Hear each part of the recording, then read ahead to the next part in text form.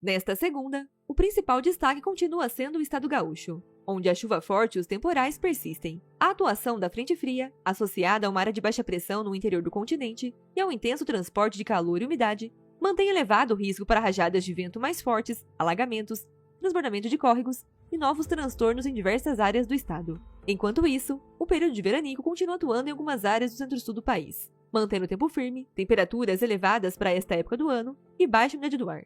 E no Nordeste, a chuva continua concentrada na faixa leste, enquanto no interior, o destaque segue sendo o tempo seco. O Rio Grande do Sul permanece em situação de alerta. As instabilidades continuam ocorrendo desde a madrugada, na metade sul, faixa oeste, noroeste e região metropolitana de Porto Alegre, com chuva moderada a forte, além de trovoadas e temporais em alguns pontos. Ao longo do dia, as pancadas de chuva continuam nessas áreas, com rajadas de vento fortes. E conforme a frente fria se desloca, as instabilidades também avançam para a metade norte do estado, até o fim do dia. Os acumulados elevados mantêm o risco de alagamentos, enxurradas, transbordamento de córregos, elevação dos níveis dos rios, e também há potencial para queda de árvores, destelhamentos, interrupções no fornecimento de energia. E em Santa Catarina e no Paraná, a frente fria se aproxima ao longo do dia, provocando o aumento da nebulosidade e chuva no extremo oeste. Na região central do país e também no sudeste, pouca mudança nas condições de tempo. E o dia segue com predomínio de sol entre algumas nuvens. E em Cuiabá, Campo Grande, Goiânia, Brasília, São Paulo e no Rio de Janeiro, não há previsão de chuva. E o período de veranico permanece atuando sobre áreas da região, mantendo temperaturas acima da média e abaixo da média do ar. Já no Nordeste, a chuva continua concentrada na costa leste. No litoral da Bahia e a faixa litorânea entre Sergipe e Natal, há previsão de pancadas de chuva moderadas a fortes. E na costa norte, entre o litoral do Maranhão, Piauí e Ceará, também há previsão de chuva. Já no interior, o tempo continua firme, quente e com baixa umidade do ar. E na região norte do país, o calor e a umidade continuam favorecendo pancadas de chuva, principalmente entre o Amazonas, Roraima, oeste do Acre, Amapá e norte do Pará, com risco de temporais em alguns pontos.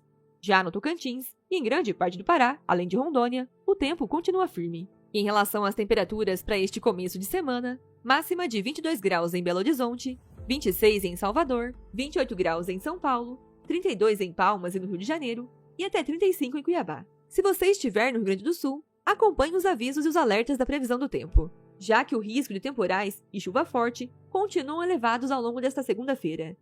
E nas áreas de tempo firme, mantenha hidratação, redobre os cuidados com a saúde e atenção ao risco de queimadas.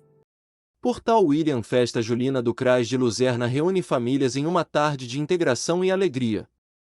O CRAS de Luzerna promoveu, na tarde do último sábado, 18 de julho, uma animada festa julina que reuniu famílias, crianças, idosos e participantes dos projetos desenvolvidos pela instituição. O evento foi marcado por um clima de confraternização, com decoração típica, música, comidas tradicionais e diversas atividades que proporcionaram momentos de lazer, diversão e integração entre a comunidade. Além de celebrar as tradições das festas julinas, a programação reforçou a importância da convivência social e do fortalecimento dos vínculos familiares e comunitários, um dos principais objetivos do trabalho desenvolvido pelo CRAS. A iniciativa contou com a participação da comunidade e proporcionou uma tarde especial de alegria, valorizando a cultura popular e promovendo a inclusão e o bem-estar dos participantes. Portal William, informação direta e confiável.